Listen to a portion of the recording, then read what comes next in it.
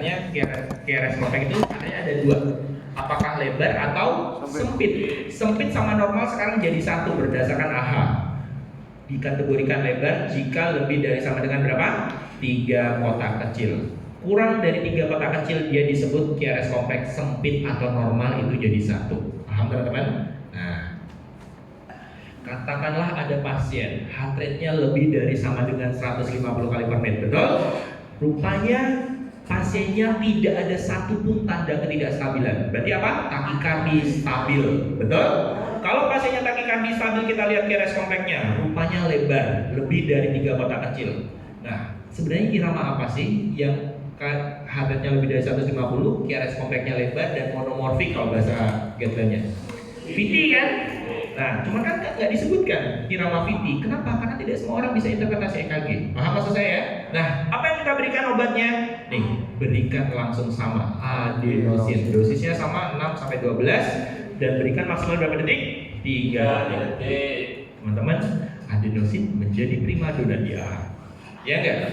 AHA itu memberikan adenosin menjadi primadona. Nah, kalau seandainya sudah memberikan adenosin tapi nggak mempan, boleh memberikan obat anti aritmia. Nah, obat anti aritmia yang direkomendasikan ada dua. Yang pertama adalah amiodaron, yang kedua adalah lidocain. Maksud ini benar lidocain yang biasanya buat bius lokal itu? Betul, itu adalah obat anti aritmia. Dan habisnya akan saya jelaskan patofisiologinya kenapa dia bisa menurunkan heart rate yang cepat. Nah, obat anti aritmianya adalah amiodaron dan lidocain. Mohon izin teman-teman, saya sambil duduk boleh? Boleh. Amiodaron dulu. Amiodaron, dosis pemberian maksimalnya adalah 2 gram dalam 24 jam. 2 gram itu berarti berapa miligram? 2000 miligram, betul? Nah, cara maintenance dari amiodaron adalah dosisnya 1 miligram per menit habiskan dalam 6 jam. Dilanjutkan 0,5 miligram per menit dalam 18 jam. Sekarang saya tanya dulu, 1 miligram per menit berarti 1 jamnya berapa miligram? 60 kali 6? 360, betul? Oke. 0,5 mg per menit berarti 1 jamnya 30 kali 18 540. Satu ampulnya amiodaron itu berapa miligram? 150, betul kan? Kalau 360 berarti berapa ampul? 2 ampul lebih dikit, benar nggak? Nggak genap kan? Nah, supaya genap gimana? 360, 60-nya letakkan ke 540. Jadinya 300 sama 300 ditambah 600 6 tambah 18 berarti total berapa? 900 dalam 24 jam. Padahal maksimal berapa? 2 gram 2000 dalam 24 jam. Berarti masih sisa berapa? 1100, betul? 1100 dibagi 150 karena satu ampulnya 150. Berapa? 7 kali lebih. Nah, berarti maksudnya gimana? Amiodaron boleh Anda ulang sampai maksimal 7 kali pengulangan baru dia di maintenance. Maksudnya gimana caranya? Cara memberikan amiodaron 150 mg dibolus dengan encerannya D5 ya, jangan yang lain.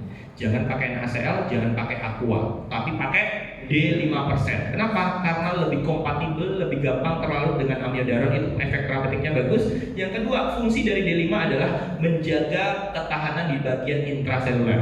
Di sini saya jelaskan apa itu intraseluler. Nah, 150 mg dalam 10 menit, evaluasinya Anda 15 menit. Jadi kalau amiodaron itu nggak langsung akan turun heart rate-nya, tapi evaluasinya berapa menit?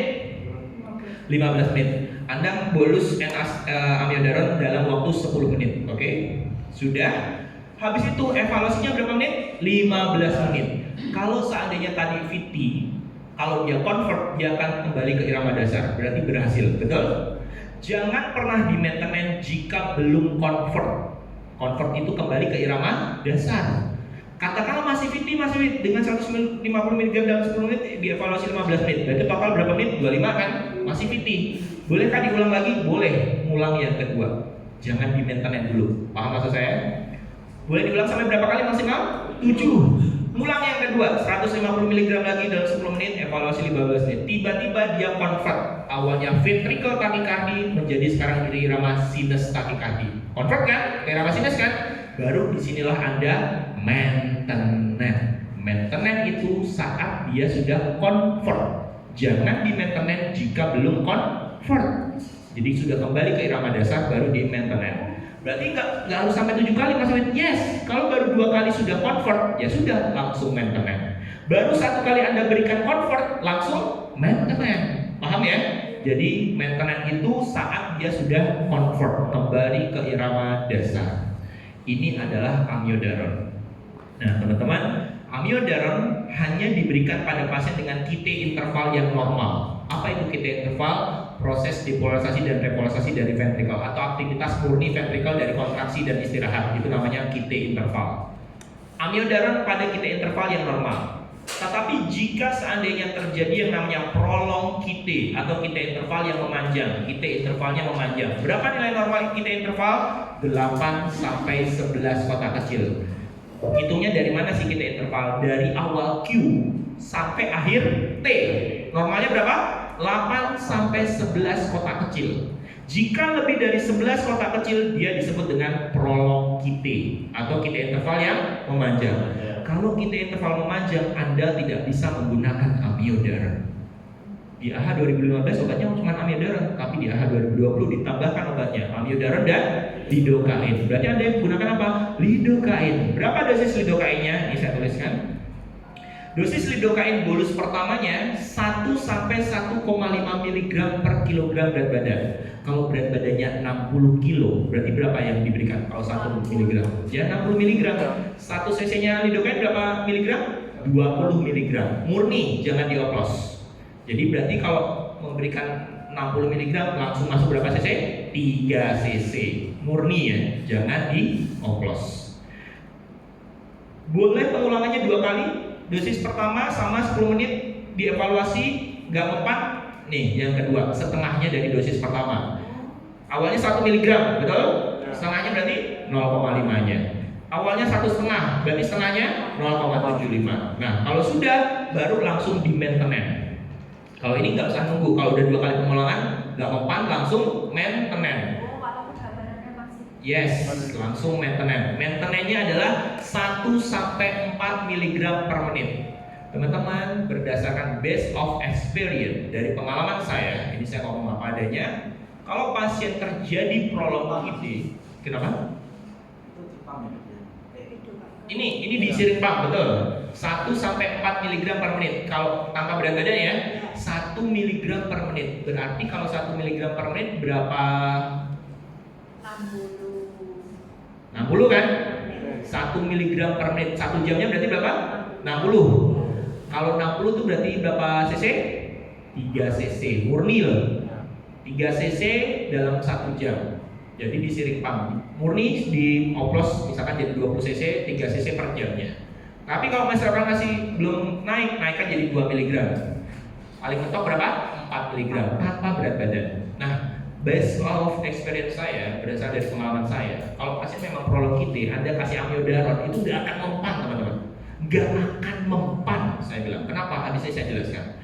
Tetapi ketika Anda langsung ganti lidocaine, baru bonus yang pertama, saat itu juga dia langsung convert. Ini based of experience saya. Jadi, dan itu terbukti sering banget seperti itu. Makanya ketika ada teman-teman bertanya sama saya, masih pasienku udah kardioversi berkali-kali, tapi nggak mempan-mempan, udah kasih amiodaron juga nggak mempan-mempan. Terus saya lihat EKG basicnya ada nggak? EKG basicnya rupanya terjadi prolong QT. Kalau kita pun nggak tahu EKG basicnya nih, hitung EKG basic ini jangan saat takikardi. Kalau saat takikardi pasti semuanya sempit, ya nggak?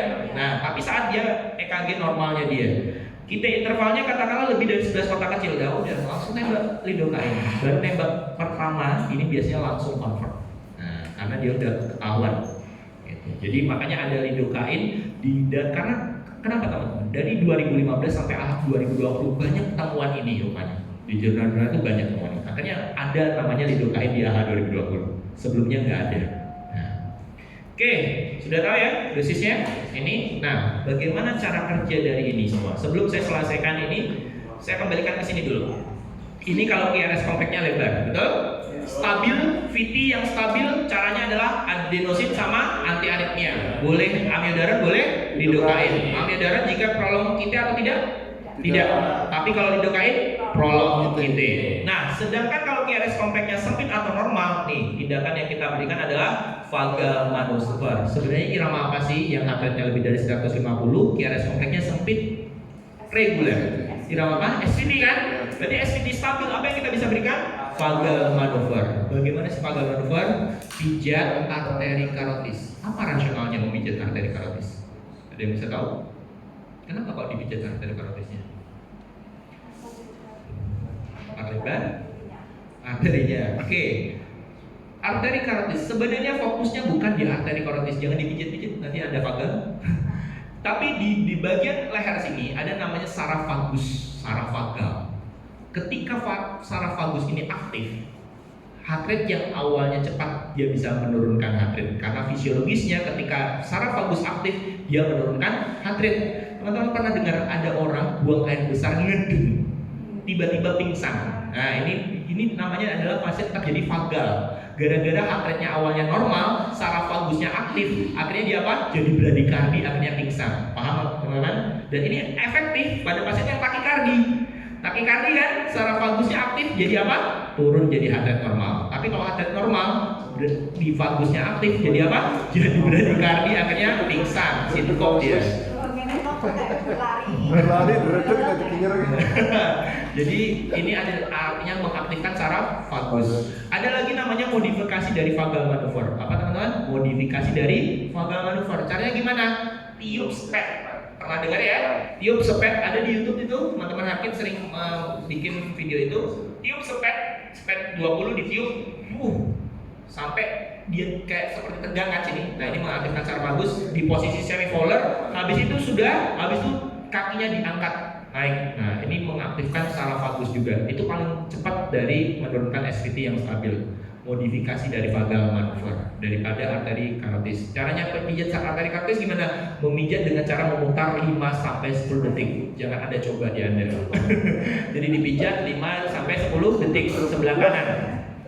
Kalau dari sebelah kanan, pasiennya toleh ke kiri. Kalau dari sebelah kiri, pasiennya toleh ke kanan. Memijat seperti 5-10 detik. Tetapi ada kontraindikasi dari vagal maneuver. Ada 4 kontraindikasinya. Yang pertama, riwayat stroke nggak boleh. Ischemic heart disease nggak boleh, serangan jantung. Ada bruit atau gemuruh di arteri karotisnya nggak boleh. Ada riwayat VTVF. Nah, ada riwayat terjadinya VTVF sebelumnya, itu juga nggak boleh. Jadi kalau pasien ada bruit, ada ischemic heart disease, ada riwayat stroke, ada riwayat VT atau VF sebelumnya, itu tidak boleh dilakukan vagal maneuver. Terus kalau nggak boleh gimana Mas Wid? Berikan adenosin, primadona dia di ahal, ya kan?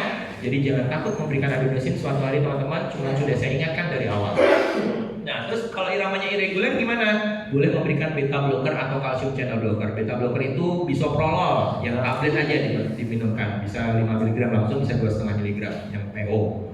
Bisoprolol yang belakangnya ol, propanolol itu biasanya namanya beta blocker. Atau calcium channel blocker, verapamil, diltiazem yang belakangnya ipin, amlodipin itu bisa diberikan. Nah, bukan pinipin ya. Nah teman-teman, tadi saya lupa menjelaskan di kelompok yang sebelumnya. Ini adalah algoritma bradikardi dan takikardi, betul? Nah, khusus di algoritma takikardi ini, hampir yang saya jelaskan ini adalah ada di AHA 2015. Tetapi yang membedakan antara AHA 2015 sama AHA 2020 adalah ada bahasa di AHA 2020 if refractor. Apa itu maksudnya? Jika iramanya refraktor. Apa itu irama refraktor? Irama yang terus-menerus dan menetap. Udah Anda lakukan ini semua, udah Anda lakukan, betul? Tapi terus takikardi terus. Nah, bagaimana caranya? Ada 4 caranya. Yang pertama adalah kaji penyebab, yaitu penyebabnya 5H5T. Apakah gara-gara elektrolitnya yang imbalance? Nah, di situ Anda harus koreksi. Yang kedua, bisa menaikkan dosis joule dari rekomendasi. Ini yang tadi saya sampaikan, dosis rekomendasi. SVT 50 sampai 100 betul? AF 120 sampai 200 betul? VT 100 joule. Nah, Anda boleh menaikkan dosis rekomendasi dari yang sudah Anda berikan tadi di awal. Katakanlah VT-nya udah sampai 3-4 kali pengulangan, kok tetap aja nggak naik-naik, nggak convert iramanya. Boleh kan dinaikkan dosisnya? Boleh. Dan ini terjawab di AHA 2020. Paham teman-teman? Dan yang ketiga, boleh memberikan obat anti aritmia. Misalkan Anda searching Google, SVT itu nggak ada diberikan amiodaron, nggak ada. Pasti bahasanya adenosin, kalau nggak vagal maneuver. Tetapi berdasarkan AHA 2020, kalau memang nggak mempan SVT-nya, apa yang boleh dilakukan? Kasih kasih obat anti aritmia. Wallahi teman-teman, ini sering saya lakukan pada pasien SVT yang sudah tidak mempan. Akhirnya saya beri obat anti aritmia amiodaron. Berhasil. Padahal nggak ada guideline sebelumnya. Dan nggak ada ruang, kalau teman-teman, saya pasti bilang nggak ada ruang buat amiodaron pada pasien SVT. Tapi rupanya terbukti di akhir 2020. Paham teman-teman? Jadi boleh diberikan obat anti aritmia. Kalau obat anti aritmianya ingat, tinggal lihat kita intervalnya memanjang atau normal. Kalau normal amiodaron, kalau memanjang lidocaine. Nah, dan yang keempat apa? Expert consultation. Guideline sudah saya lakukan, tapi semuanya tidak ada yang mempan. Betul? Wewenang dokter boleh secara konsensus ngobrol, diskusi, memutuskan apa saja mau dicoba silahkan. Nah, inilah enaknya dokter. Nanti kalau di keperawatan, bikin dulu SOP, bikin dulu etika kayak gitu kan. Nah, ini yang kadang nggak terlalu lama di dunia keperawatan. Oke, itu yang bisa dilakukan pada algoritma bradikardie dan takikardie. Sebelum saya simulasikan, mau ada pertanyaan dulu atau mau saya reviewkan supaya semuanya memahami dengan gampang? Kemarin itu saya lihat algoritma itu ada amiodaron 300, itu lanjut 150 itu yang mana? Itu di shockable, di irama shockable nanti di sana. Jadi saya Coba pertama 300, nanti yang 150. Nanti ini adalah algoritma bradikardie sama takikardie. Nanti akan ada dapatkan algoritma henti jantung dan ROSC. Nah, di henti jantung akan ada pemberian amiodaron pada irama shockable yaitu 300, yang di shock yang ketiga, dan shock yang kelima adalah 150 mg. Gitu. Gitu? Oke, sebelum kita simulasikan, kita review dulu ya. Nah, review ini hanya untuk membuat teman-teman itu paham secara keseluruhan. Teman-teman, dari semua materi yang saya selalu jelaskan kepada teman-teman, baik ini hanya materi HLS, hampir semua materi ICU saya bisa menjelaskannya. Berarti maksud otaknya banyak banget? Enggak, karena saya belajarnya memahami, paham ya? Jadi dengan memahami semuanya bisa saya tuliskan dengan gampang dengan tangan saya. Paham teman-teman?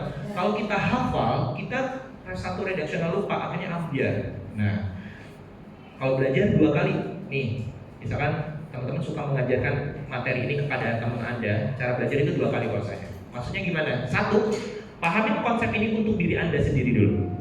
Kalau Anda sudah paham, nih, cara yang kedua adalah belajar mencari cara supaya teman Anda juga paham seperti Anda pahami sekarang. Yang susah itu yang kedua, membuat orang lain paham seperti apa yang kita pahami sekarang. Benar kan? Ngajarin orang itu gampang atau susah? Susah kan? Tapi membuat orang lain paham itu susah, betul. Dan cari caranya. Nah, ini saya selalu belajar cara yang kedua. Cara yang pertama saya sudah paham untuk diri saya. Paham ya? Saya sudah paham nih. Tapi mau mengajarkan orang untuk paham dengan apa yang saya pahamin, ini yang susah teman-teman. Butuh trial, butuh coba dan mencoba. Karena passion saya mengajar, mau nggak mau saya akan mencoba cara yang paling gampang untuk memahami itu, gitu kan? Seperti yang kemarin saya sampaikan EKG. Banyak orang ngomong EKG susah. Karena mungkin bisa jadi nggak tahu cara yang gampang untuk memahami itu, gitu kan? Makanya kan saya bilang, saya berani janji Anda bisa cepat dengan tepat, ya, karena saya sudah menemukan formula yang tepat. Nah, formula ini yang dengan butuh trial, butuh percobaan untuk itu.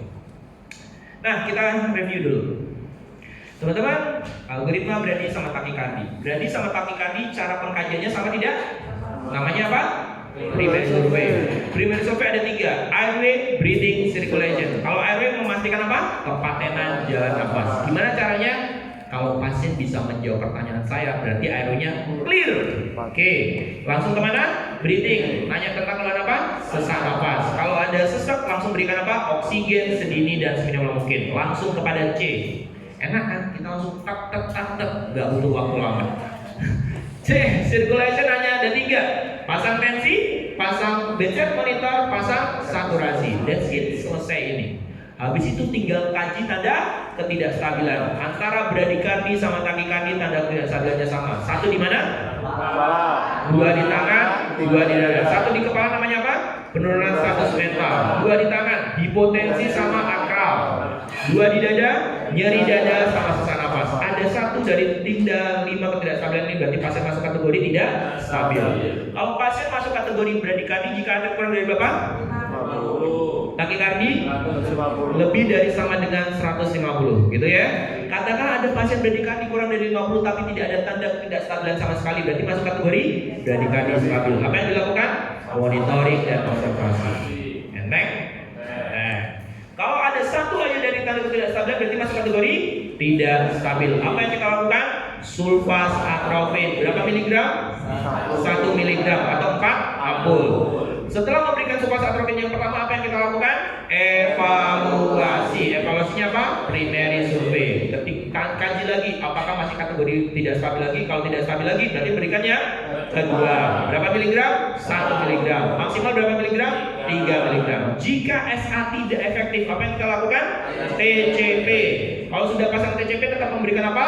Dopa atau epinefrin. Berapa dosis dopanya? 5 sampai 20 mikrogram per kilogram berat badan per menit. Berapa dosis epinefrinnya? 2 sampai 10 mikrogram per menit. Jadi boleh pilih salah satu, pakai dopa atau epinefrin. Easy teman-teman. Kalau sudah langsung dirujuk, kalau enggak pasang untuk alat pacu jantung yang transvenous, yaitu TPM, temporary pacemaker. Easy ya, berdikati ya. Asik. Nah, yang kedua adalah pasien dengan takikardi. Kalau algoritma takikardi, heart rate-nya lebih dari berapa? Lebih dari sama dengan 150 kali per menit. Primary survey-nya sama? Ada tidak stabilnya sama? Sama. Kalau pasien takikardi lebih dari 150 kali per menit, ada satu aja dari tanda ketidakstabilan, masuk kategori apa? Tidak stabil takikardinya. Apa yang kita lakukan? Synchronous cardioversi. Enak kan? Nah, synchronous cardioversi. Tetapi jika iramanya reguler, QRS compactnya sempit atau SVT, pertimbangan apa? Adenosin. Berapa dosisnya? 6. Yang kedua 12. Kalau misalkan nggak ada adenosin murni, bisa menggunakan ATP. Apa ATP? Adenosin trifosfat. Dosisnya pertama 10, dosis keduanya 2 kali lipatnya, 20. Nah, biasanya dokter-dokter jantung biasanya bawa tuh ada ATP di ininya, di tas-tasnya. Adenosin trifosfat.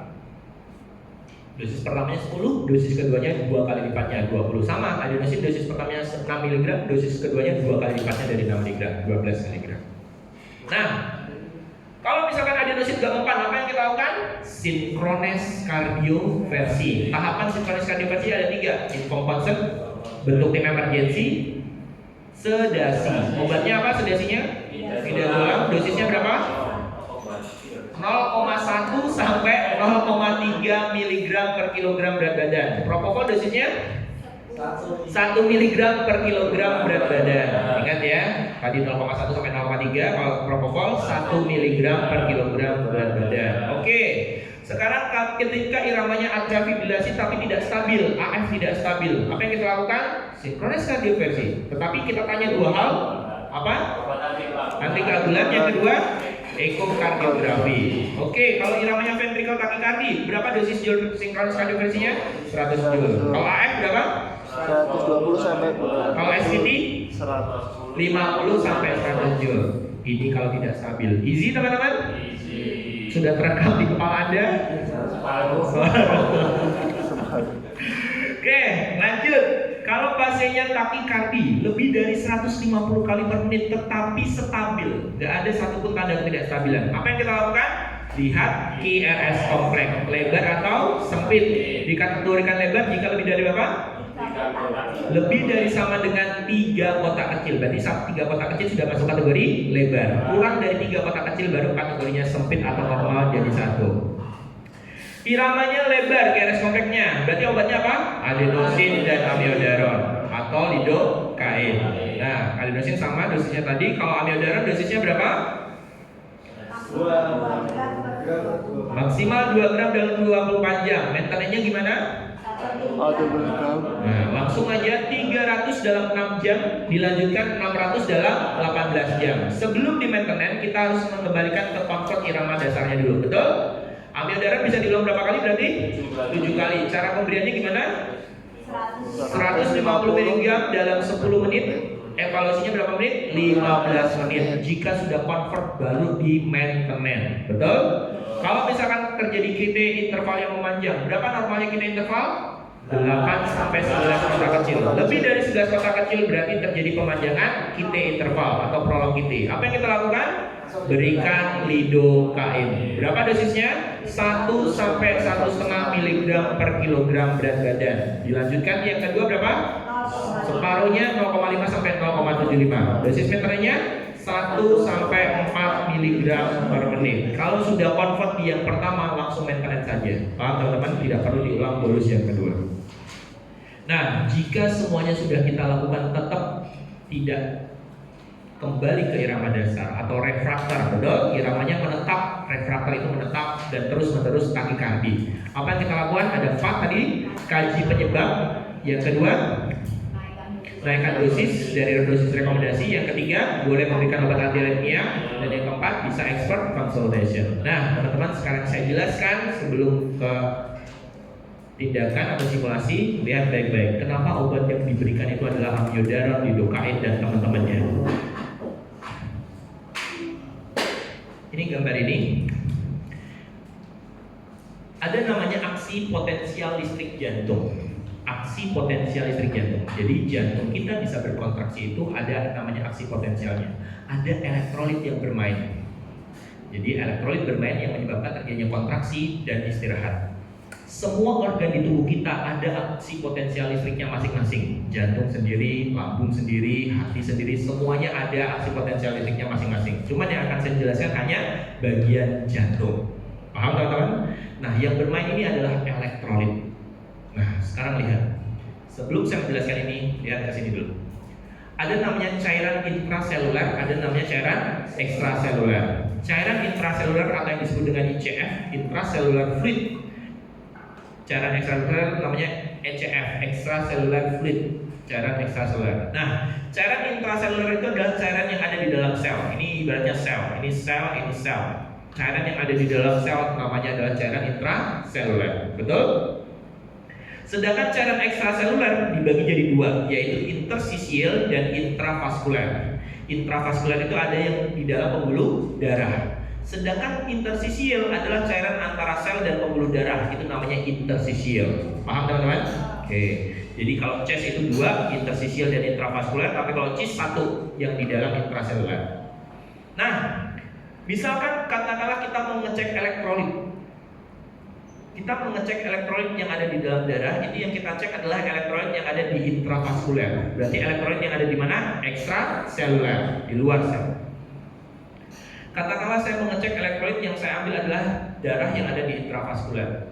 Elektrolit yang saya ambil ini menggambarkan elektrolit yang ada di intravaskuler dan di intersisial. Kenapa menggambarkan intravaskuler dan di intersisial? Karena pembuluh darah itu sifatnya poros, bolong-bolong. Sehingga dengan gampang elektrolit itu keluar masuk dari intravaskuler dan ke intersisial. Begitu juga sebaliknya. Jadi kalau kita cek lab elektrolit, itu dulu berarti elektrolit yang ada di mana? CHES. Paham teman-teman? Tapi bukan elektrolit yang ada di mana? CHIS. Nah, kenapa tidak menggambarkan elektrolit yang ada di CHIS? Karena nih, ini ibaratnya sel.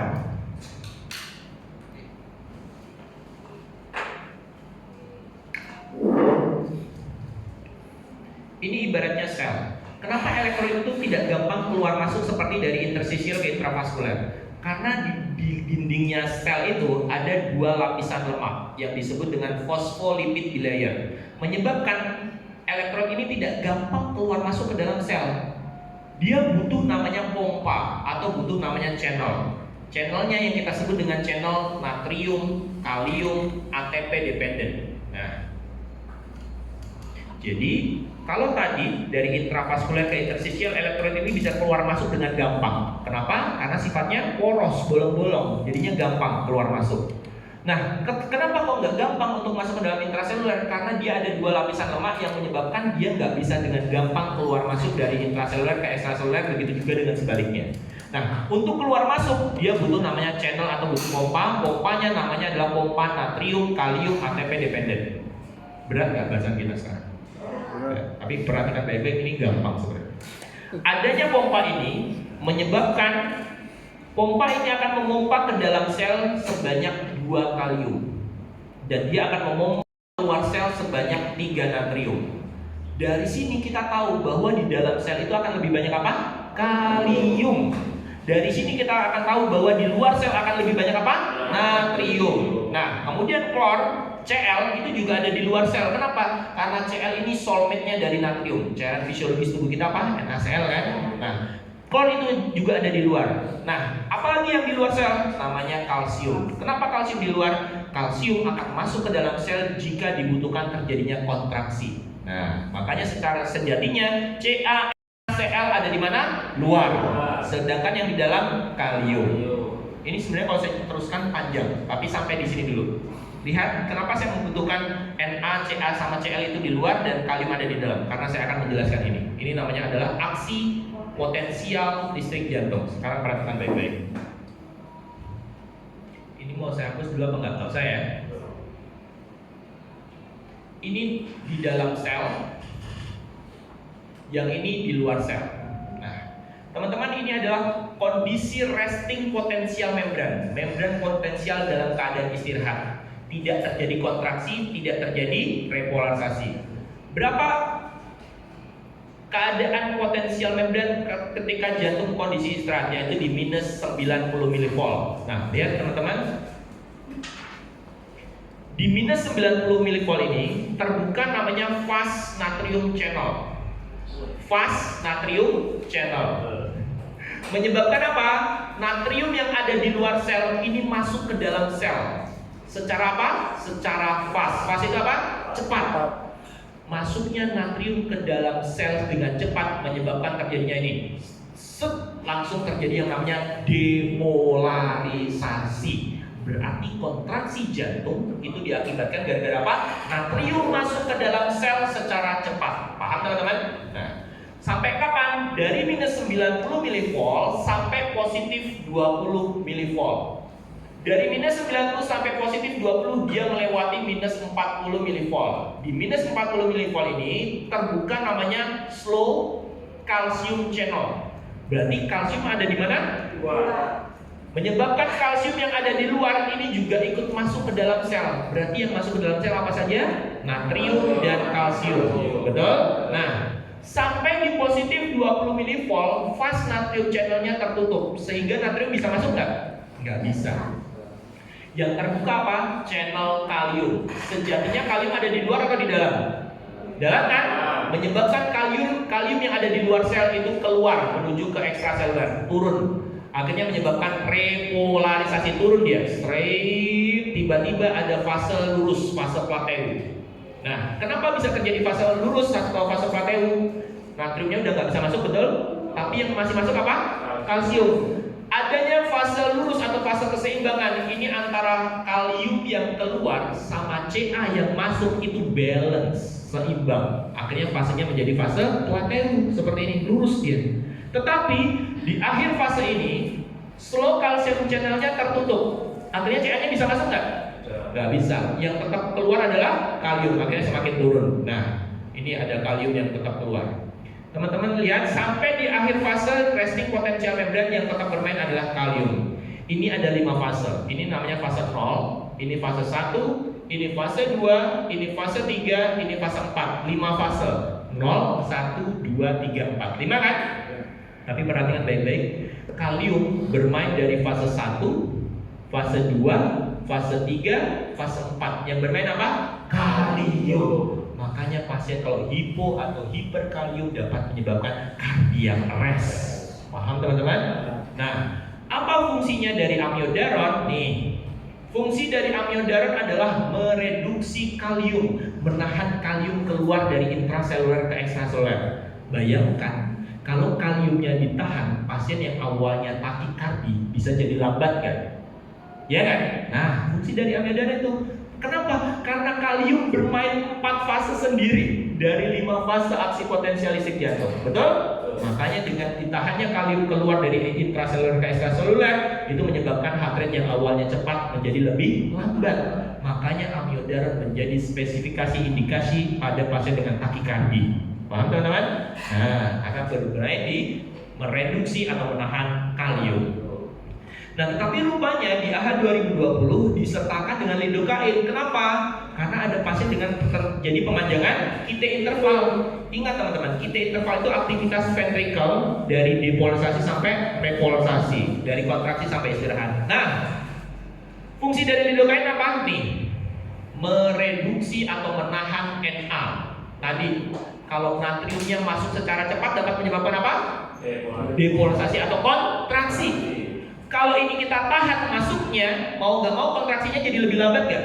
Lebih lambat, dan dia bisa menurunkan heart rate. Tetapi dia hanya bisa dimainkan jika terjadi apa? QT interval yang memanjang. Nah, makanya kita bisa memberikan lidocaine. Kenapa kok pada QT interval memanjang nggak bisa diberikan amiodaron? Sekarang perhatikan baik-baik. Tadi saya bilang QT interval itu aktivitas ventricle dari depolarisasi sampai repolarisasi, betul? Dia sudah panjang aktivitasnya. Ditambah ini ditahan, semakin lama nggak?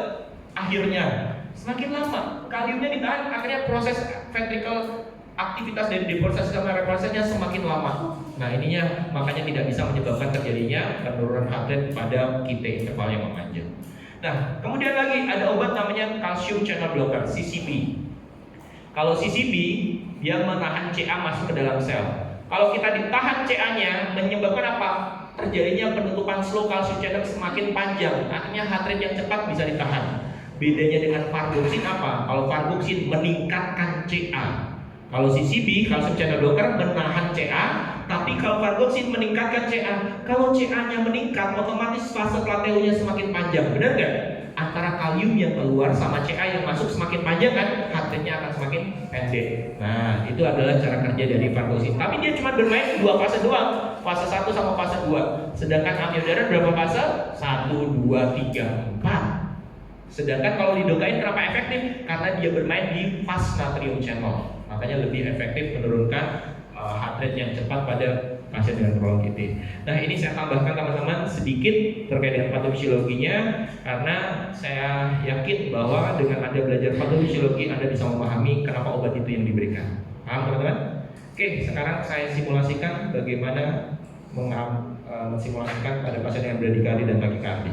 Berarti pemberian obat tadi juga tergantung hasil SE. Lab SA yang dimaksud? Yes. Jadi gini. Kalau sudah saat ini berarti vargoxin. Gini, kalau misalkan vargoxin itu dia bisa diberikan pada pasien dengan takikardi yang takikardinya sebenarnya masuk ke dalam algoritma, tidak masuk ke dalam algoritma, tapi dia detak jantungnya terus-menerus cepat. Vargoxin itu tidak sampai menurunkan tensi. Kenapa? Karena dia hanya bermain di 2 fase tadi. Nah, jadi kalau misalkan pasien dengan takikardi tapi berdebar-debar nggak enak, berdebar-debar terus kan nggak enak. Tapi dia sebenarnya nggak masuk ke dalam algoritma takikardi. Teman-teman boleh memberikan vargoxin. Vargoxin bisa bermain pada pasien dengan takikardi apapun. Dan dia tidak sampai menurunkan tensi. Berbeda dengan amiodaron. Amiodaron bisa menurunkan tensi. Nah, kalau vargoxin Anda boleh memberikan pasien jika memang terjadi heart rate yang cepat tetapi tidak sampai ke dalam algoritma, boleh berikan vargoxin. Dan gelombang EKG-nya tanpa melihat sebenarnya aman, tanpa melihat. Yang penting takikardi. Nah, takikardi karena berdebar-debar terus bagi pasien nyaman nggak kira-kira? Nggak nyaman kan? Teman-teman bisa memberikan vargoxin. Nah, cara kerjanya gimana tadi yang saya sampaikan? Dia meningkatkan CA. Ketika CA-nya meningkat, dia akan memperpanjang fase plateu antara kalium dan keluar sama CA yang masuk. Gitu. Apakah harus nunggu elektrolit? Tidak harus nunggu elektrolit. Tapi kalau seandainya Anda tahu bahwa ada elektrolit yang imbalance, segera koreksi. Bisa jadi terjadinya takikardi gara-gara elektrolitnya yang imbalance. Obat-obatan itu hanya membuat sementaranya saja, betul? Tapi penyebabnya belum ada atasi kan? Gara-gara elektrolitnya apa? Imbalance, segera dikoreksi. Gitu. Terus pemberiannya apa? Boleh diulang? Vargoxin. Ya, kan? Kalau vargoxin biasanya setengah ampul dulu dioplos, diberikan dalam waktu 10 menit. Kalau misalkan nggak mempan, boleh sampai 1 ampul, dihabiskan yang setengah ampul berikutnya. Kalau misalkan nggak mempan, nah disinilah boleh obat anti aritmia yang lain. Biasanya kita bermain dari RAAS. Apa itu RAS? Renin, angiotensin, aldosteron, simpatik. Obat-obatnya seperti itu. Ini kalau saya jelaskan panjang. Obat-obat renin itu apa saja, angiotensin 1 dan 2 apa saja, aldosteron itu obatnya apa saja, dan simpatik apa saja. Ini sebenarnya panjang. Dan ini biasanya ranahnya medis yang obat-obat per oral. Nah, jadi menekan renin, menekan angiotensin, menekan aldosteron, dan menekan simpatik. Obat-obatnya apa saja? Dan tadi misalkan bisa dengan beta blocker, bisa dengan calcium channel blocker, bisa dengan ARB, angiotensin receptor blocker, bisa dengan S inhibitor. S inhibitor obatnya apa? Captopril, ramipril, yang belakangnya pril-pril. Kalau ARB, yang belakangnya tantan, valsartan, irbesartan. Kemudian aldosteron, anti aldosteron apa? Antagonisnya aldosteron adalah spironolakton. Kemudian simpatiknya apa? Obatnya beta blocker. Nah, jadi kalau saya jelaskan ini panjang sebenarnya. Tapi nanti jenengan nggak fokus dengan ini. Saya takutnya nggak fokus. Jadi kecuali ini Anda udah paham, besok kita belajar lagi yang lebih detail lagi.